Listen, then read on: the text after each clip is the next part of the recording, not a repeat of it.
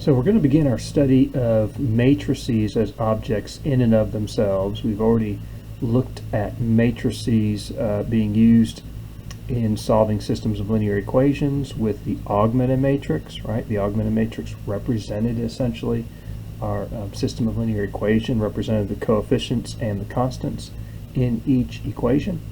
But there's many other situations where we'd want to use matrices. And so we're going to look at that and then look at matrix operations. So first of all, just to recap, matrices indeed are just rectangular arrays of numbers, and we're mainly going to deal with real numbers. Or we are going to deal with real numbers as those values. The numbers in the array are called the entries of the matrix. So here's an example of a matrix.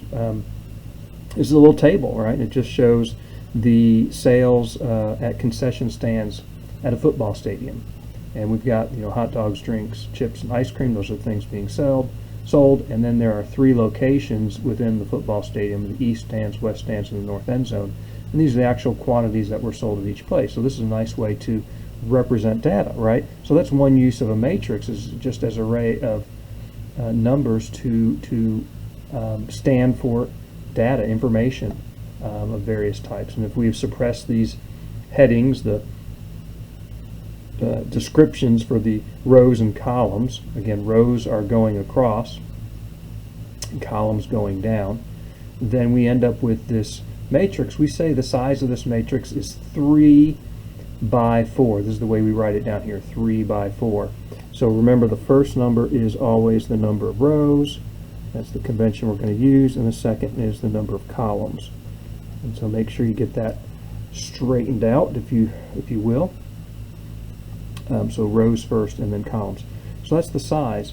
When we're dealing with matrices, and now we'll look at them just a little bit more abstractly and look at their properties, and then come back we'll actually come back to this particular example a little bit later. But usually we denote them with capital letters. So when I want to talk about a particular matrix, I'll assign it a capital letter. So now variable letters, variables, right? If they're capital, often in this course at any rate, will be matrices. Okay, so this is matrix A. What's the size of this matrix? There are 2 rows and 3 columns, so I would say this is size 2 by 3. That's the way we'd write that. B is a what size matrix? 3 by 3. C has 1, 2, 3, 4 rows and 2 columns. It's a 4 by 2 matrix. M is interesting. It's just 1 row and 1 column, so it's just a 1 by 1 matrix. Actually, not very interesting. Right? 1 by 1 matrix essentially is a real number. We keep the brackets, by the way. You can use brackets or parentheses, and that's what we should do around matrices. Now, these last two are a little bit different, you might notice, because of the way we've denoted them, and I'm going to talk about that. This matrix has just 1 row, and there's 1, 2, 3, 4, 5 entries in it, so there's 5 columns. It's a 1 by 5 matrix. Okay, this type of matrix we call a row vector, and we're going to talk about vectors later on, and in a different way of notation, rather. We'll look at that later. Many of you are familiar with vectors a little bit. But this is what we call a row vector. It's still a matrix. It's 1 by 5. And in this case, when we have a row vector, we'll often in the book and in the writings, you'll use a lowercase letter to represent it, but it will be boldface. Okay, boldface. So I kind of did boldface here, but when I'm writing it out, I can't do boldface. So what I do is I put an arrow over it. As vectors, we'll see later on, that's the way we'll denote vectors, by the way. I kind of put a half arrow. You'll see it when I'm doing my notes. But I want you to get in the habit of doing that when you're doing a row vector, which is 1 row matrix. Then you're going to use a lowercase, and instead of boldface, you'll put a little arrow over it. This is what, 3 rows and 1 column. We call this a column vector. And it also, notice, gets denoted with the lowercase letter, and the text, if you're reading, will be boldface, but I'll use an arrow over it. So these are the exception to our rule of using capital letters for matrices if we know that they have a single row or a single column. I guess it's kind of weird that we 1 by 1 we use a capital letter for, but again, This is a, really just, as I said, just a real number in this case. So we'll encounter all these types of matrices. Now, when we're talking about the actual entries, we're going to use the following notation. The entries in a matrix, we're going to denote them this way. So the entry that's, we say, in the ith row and jth column of a matrix is denoted, of matrix capital A, is either denoted lowercase a. So if the matrix's name is capital A, we'll use lowercase a with I first, and then J is a subscript. The I number is the row number, J is the column number. Okay, row first and then column, just like we did in the notation. Also, you can see capital A with either a parentheses or bracket around it, and then the subscript IJ. There's different ways you'll see it denoted in the textbook, and that's to denote those entries. So here's an example. Matrix A, here it is, it's 2 by 3, and here are the entries, what, A11, this is the entry in the first row, first column. So first row is the top row, second row, we go from top down. So first column is one on the left, and we work our way to the right. Okay, first column, second column, third column. So first column, first row entry is 11. First row, second column entry is -5. First row, third column entry is 0, and so on. Then we got 2, 1, is second row, first column entry 2, and so on. So hopefully that makes sense. Okay. For clarity, we can use commas. If you have a really big matrix, right? You have A, 1, 2, 3. What's that? Could be 12th row, third column, or what? First row, 23rd column, assuming you have that big enough a matrix. Usually we don't have this problem. Our matrices are not going to be that big that we write out. But that is the notation we use to identify the actual entry. Okay. So with that, let's just do a quick little example. Let's define the 2 by 2 matrix by this formula. Notice it's matrix capital C. These are its entries. So the entry in the ith row, jth column is given by this formula. Oops, sorry about that. Focus in on that. By this formula. And the formula involves the row number, if you will, which is I, and the column number, which is going to be J. And again, the way we do rows, the top row is row 1, the second row going down is row 2, and so on. Columns, we start from the left and work our way to the right. So the first thing is, what entry, little c, is in the first row, first column? What is it? Well, this is the value of I, 1, and this is the value of J, 1. They're both 1, so in the formula I'm going to replace I with 1 and J with 1. I get 3 minus 2, which is 1, so my first entry is 1. The entry in the first row, second column is what? I is 1, J is 2, so 3 times I is 1 minus 2 times J, 3 minus 4, that's -1. Okay, there's 2 rows, 2 columns, so we got everything in the first row. Now we go to our second row and first column, C2, 1. So I now is 2 and J is 1. So 3 times I minus 2 times J. 6 minus 2 is 4. And then second row, second column entry, I and J are both 2. And we get 6 minus 4, which is 2. And so this tells me that my matrix C is first row, first column entry is 1. First row, second column entry is -1. Second row, first column, right here, is 4. Second row, second column is 2. Okay, so that's just a small example. But if we had a really large matrix, instead of 2 by 2, say 200 by 200, which would you rather do? Write out the 200 by 200 matrix, or just use this formula? You'd use a formula if you can. So it's often very convenient, especially if you're a computer science person, if there's a way to do that for the matrix. Okay. At any rate, for us, being able to identify which entry in the matrix, we are going to often use this subscript notation again. In general, if we have an m by n matrix, this is m rows by n columns, so this is a general matrix. We often want to talk about a matrix in general. Here it is. And notice the double subscript notation. These are now the entries, right? So A11 is the first row, first column entry. A12 is first row, second column entry. A21 is second row, first column entry. All the way down until we get to the last row here. AMN is what?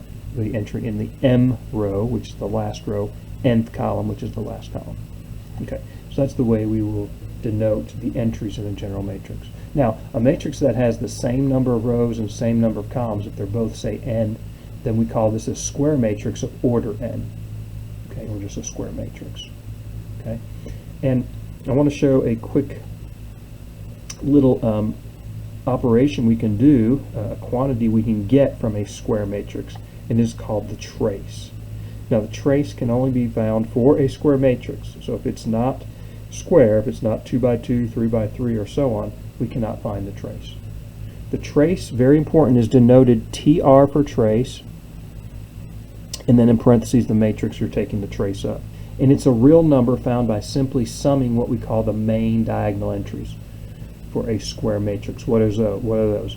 So it's the entry in the first row, first column, second row, second column, third row, third column, all the way down to the nth row, n column, right? Since there's the same number of rows as columns, right, we'll get those entries.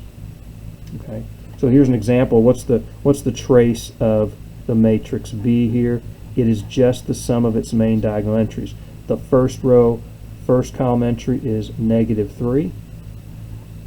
I'm going to add to that the second row, second column entry, which is 8. And I'm going to add to that third row, third column entry, which is -1. So if I add those all up, I get 4. That's the trace. You know, it's a pretty simple calculation to do. That's a real number. And you see it's the main diagonal. We call it the main diagonal entries, right, going right down from the upper left corner to the bottom right corner of the matrix. Okay, so only good for square matrices. Now, a real easy number to calculate. Not a whole lot of information comes from the trace, we'll see. Later on in the course, we'll look at a much more important number that's associated with a square matrix. That'll be a lot more useful. But we talk about it from time to time. I want you to be familiar with that. Now, I want to look at two other quick operations. First of all, two matrices are equal if they are the same size and their corresponding entries are equal. So I say this definition is actually important. We're going to look at some proofs later on showing that two matrices are equal, and there's actually two things you have to do. Number one, you have to show they're the same size. So if I have a 2 by 3 matrix and a 3 by 2 matrix, there's no way they can be equal because they're not exactly the same size.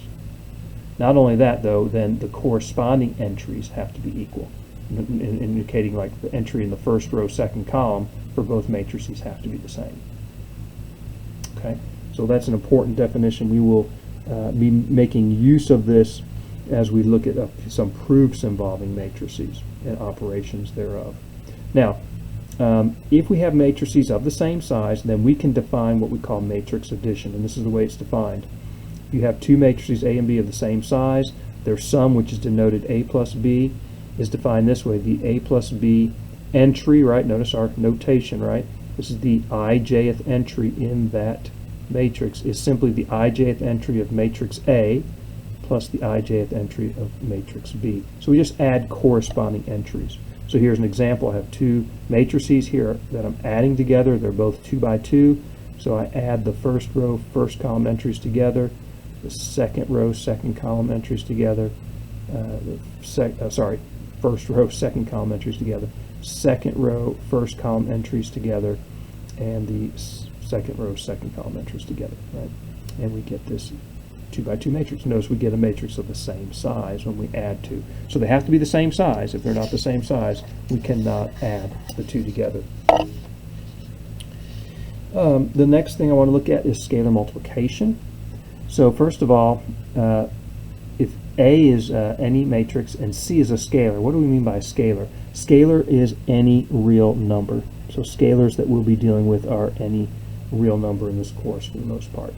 So when we talk about the product CA, right, what do we mean by that? Well, the ijth entry of CA is just the ijth entry of A multiplied by C. So in other words, if A is this matrix here, which is a 2 by 3 matrix, what do I mean by 2A? I mean 2 times A. That's scalar multiple of A. Means I multiply every entry in the matrix by 2. You see that every entry gets multiplied by 2. and so every entry is just doubled in value, and here's the new matrix. Notice again, when I scalar multiply, I get a matrix of the same size. Okay, so matrix addition, scalar multiplication, very easy operations. Okay, now your calculator will, if you have defined matrices, we've been doing that, right, with our augmented matrix. If you define matrices of the same size, you can add them, you can scalar multiply them in your calculator. Okay, but again, I want you to understand how these things are done. Okay, understand that. Now, one last thing before we'll stop, and then we'll stop this video, and that is just linear combinations. What I mean by that is taking two matrices of the same size, we can add scalar multiples of those matrices together, of course, and we call such a thing a linear combination of those matrices. So in this case, if the matrix A is this one, the matrix B is this one, they're both the same size, I can do 2 times the matrix A plus 3 times the matrix B. So first of all, I could scalar multiply, right? Double everything there, and then multiply the matrix B every entry by 3, right? Which gives me these entries, everything. And then I add corresponding entries together. So here's my end result. So it's just combining those two operations above. Okay, in the next video, very important, we're going to jump to matrix multiplication. Matrix multiplication, a little bit more complicated, a little bit more involved. So we want to spend a little time on that in the next video.